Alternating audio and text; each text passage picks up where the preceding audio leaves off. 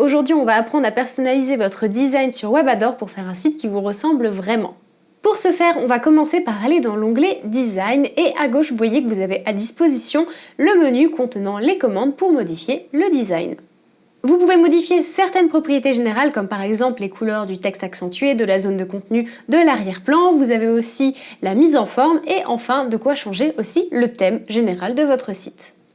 Si jamais vous avez déjà du contenu sur votre site mais que vous décidez d'utiliser finalement un autre thème, pas d'inquiétude, ce que vous avez déjà fait restera sur votre site. Regardez par exemple là, je vais venir changer et sélectionner un autre thème, donc je sélectionne le thème que j'ai finalement choisi et je vais venir appuyer sur enregistrer et comme vous pouvez le voir, le contenu que j'avais déjà créé au préalable est toujours là. Une fois que vous avez choisi et enregistré un nouveau thème, vous pouvez remarquer que votre site a une apparence légèrement différente. Il y a la police qui a changé, les couleurs, etc. Vous pouvez alors apporter des modifications spécifiques, donc par exemple vous pouvez modifier la couleur d'accentuation du texte en choisissant votre propre couleur ou en utilisant le sélecteur de couleurs. Ça va modifier certains textes accentués comme les liens ou les boutons par exemple.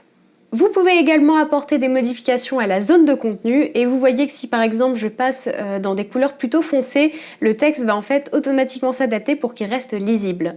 Et c'est tout pareil pour l'arrière-plan, donc là je suis dans des couleurs plutôt claires, mais si vous voyez que je passe dans des couleurs un petit peu plus foncées, le texte va s'adapter pour rester encore une fois toujours lisible.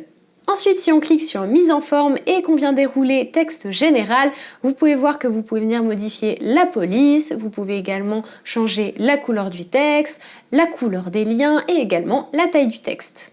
Tout pareil, vous pouvez également venir apporter des modifications au titre, donc vous pouvez venir modifier la police, le style de police, si jamais vous voulez que ce soit en italique ou en gras. Vous pouvez également changer la couleur de la police, la couleur du lien et la taille de la police. Attention cependant, si vous décidez de modifier les couleurs dans mise en forme, vous entrez dans une personnalisation un petit peu plus avancée et vous perdez justement ce côté responsive. Donc c'est-à-dire que si par exemple ici je viens modifier la couleur du titre et que je choisis cette couleur, si je reviens en arrière dans la modification de la couleur de la zone de contenu, vous pouvez voir que la couleur de mes titres est fixe et ne change plus en fonction de ma couleur de fond. Pas de panique, si jamais vous voulez revenir en arrière, c'est possible, vous pouvez toujours cliquer sur restaurer l'original juste ici pour retrouver le design réactif. Concernant ensuite le menu, donc ici pareil, vous allez pouvoir venir modifier l'apparence du menu principal et même si vous le voulez, le changer en lettres majuscules.